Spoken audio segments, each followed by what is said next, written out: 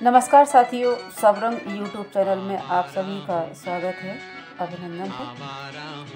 और आज जैसा कि हम सभी जानते हैं कि 14 दिसंबर है। आज का वीडियो हमारा समर्पित है महान कवि, साम्यवादी विचारक, क्रांतिकारी और प्रख्यात गीतकार शैलेंद्र साहब।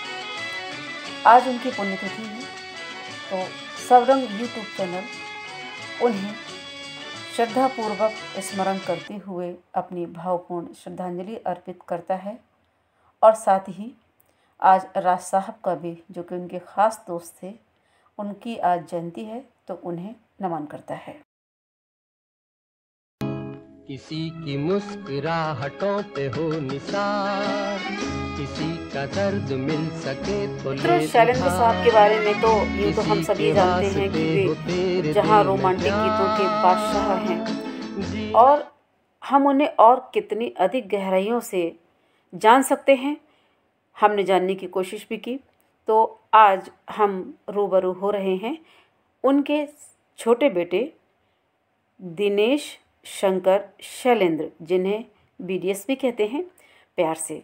तो आइए हम उनसे मुखातिब होते हैं। तो सबसे पहले तो आपका नमस्कार हमारा और हमारे चैनल की तरफ से, सबरंग यूट्यूब चैनल में हमारे जो सभी साथी हैं उनकी तरफ से भी, और जो शैलेंद्र साहब के प्रशंसक हैं उनकी तरफ से भी आपको बहुत बहुत नमस्कार, अभिवादन आपका। नमस्कार और बहुत बहुत धन्यवाद। हाँ जी, तो अब हम आपसे मिले रूबरू हो रहे हैं, हमारे साथी भी आपसे रूबरू हो रहे हैं इस कार्यक्रम के जरिए, जो जुड़ चुके हैं या जो अब जुड़ रहे हैं, जो देख रहे हैं पहली बार, तो वो सब आपसे रूबरू हो रहे हैं। ठीक है, तो आप जो है, सबसे पहले मैं जानना चाहूंगी कि जो शैलेंद्र साहब का परिचय आपकी नज़र में क्या है, तो आप बताएं। नहीं, फिर से हमको सुनाई नहीं दिया।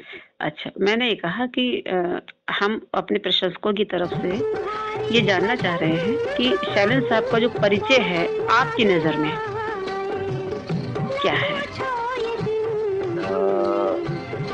परिचय एक बहुत ही शानदार कवि जी और गीतकार और आई थिंक सबसे अच्छे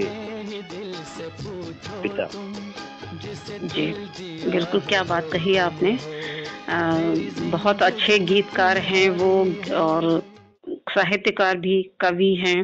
हाँ, और अपने पिता की बात कही है, तो पिता के रूप में जब चर्चा आपने करी थी, तो मैं जानना चाहूंगी कि पिता के रूप में उनकी क्या भूमिका रही आपके अपने जीवन में, और परिवार में उनकी क्या, एक मुखिया थे, तो वो किस तरह से मतलब लोगों को डील करते थे, अपने बच्चों को, है ना? तो एक कुछ यादें आपकी अगर कुछ जुड़ी हो, कोई खास आपके जीवन का हिस्सा जहाँ आपने देखिए, हम एक तो हम सबसे छोटे थे, 5 बच्चों में हम सबसे छोटे। अच्छा। और तो हमें काफी हद तक बिगाड़ा भी गया था। अच्छा, मतलब हाँ, और खास तौर से उनकी तरफ से मम्मी तो एक आध चांटा मार देती थी कभी कभार। अच्छा, जी। और जहाँ तक हमारा सवाल है, वो हमारा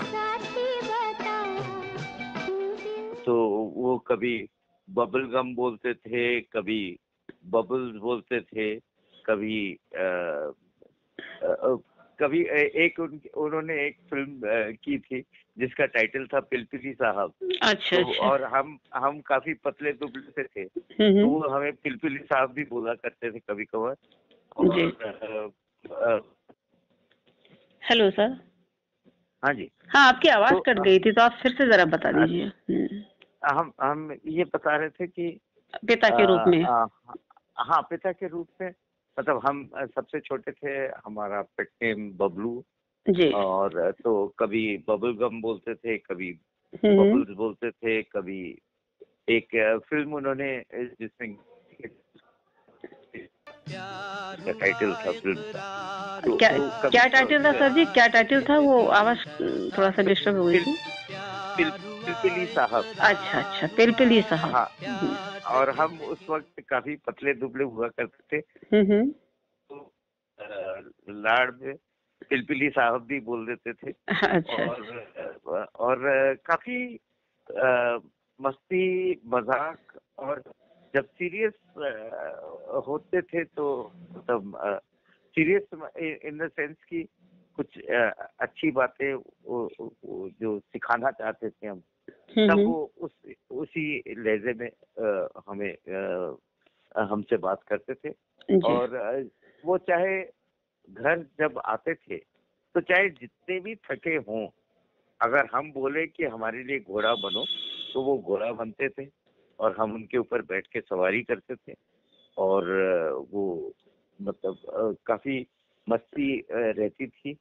फिर हमारे साथ उन्होंने देखा कि हमारी म्यूजिक की तरफ काफी रुचि है, तो वो हमारे साथ एक गेम खेला करते थे। अच्छा। जिसमें किसी गाने का या तो इंट्रोडक्शन म्यूजिक या इंटरल्यूड म्यूजिक या वो वैसे वो गा के सुनाते थे और हमें गेस करना होता था कि कौन सा गाना है।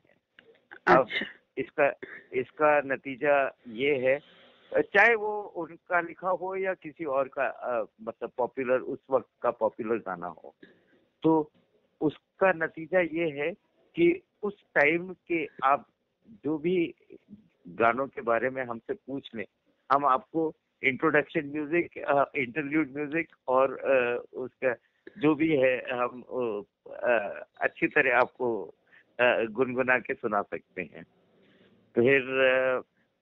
फिर उन्होंने देखा कि म्यूजिक में ज्यादा रुचि है हमारी। हम सिर्फ अपने बारे में बात कर रहे हैं, हम बाकी चार के बारे में नहीं, ठीक है।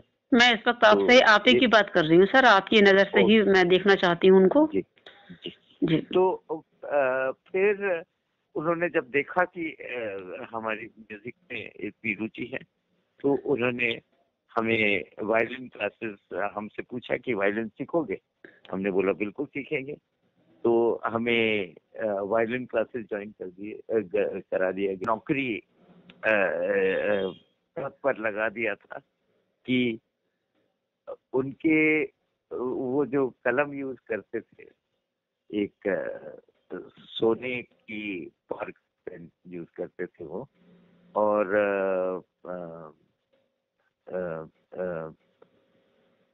तो उसमें इंक भरने का काम रोज सुबह, वो मतलब स्याही भरने का काम, वो हमें सौंपा गया था।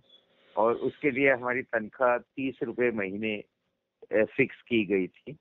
लेकिन मतलब, और वो हमारी मम्मी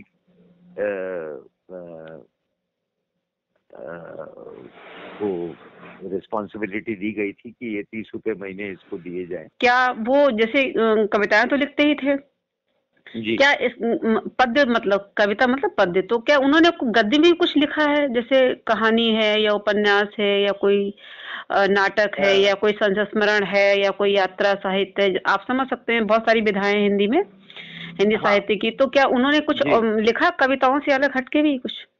नहीं, ऐसा कुछ तो नहीं था। बस हाँ, एक फिल्म जो परख नाम की फिल्म थी, उसमें डायलॉग लिखे थे उन्होंने। अच्छा, वो एक ही फिल्म थी जिसमें डायलॉग उन्होंने लिखे थे। अच्छा अच्छा। यानी गद्य साहित्य में मतलब शायद नहीं उन्होंने लिखा होगा, लेकिन कविताएं तो खैर हम सभी जानते हैं, सबके सामने हैं। हाँ, है ना। तो वो मतलब जब भी मन करता तो वो लिख लेते थे, उनकी डायरीज हमारे पास हैं। यानी कि उनको आप ये कह सकते हैं कि डायरी विधा को, मतलब उन्होंने डायरियों में जैसे अपनी बातों को या अपने भावों को उसमें लिखा, डायरी, है ना। हाँ बिल्कुल। हाँ ठीक है। और गद्य की जहाँ तक बात है कि देवानंद के ऑफिस में बैठे हुए देवानंद कहीं बाहर हैं और उनका इंतजार कर रहे हैं, तो उनके ही लेटर हेड पे उनके बारे में, देवानंद के बारे में एक अच्छा खासा लेख लिख दिया। अच्छा। वो है हम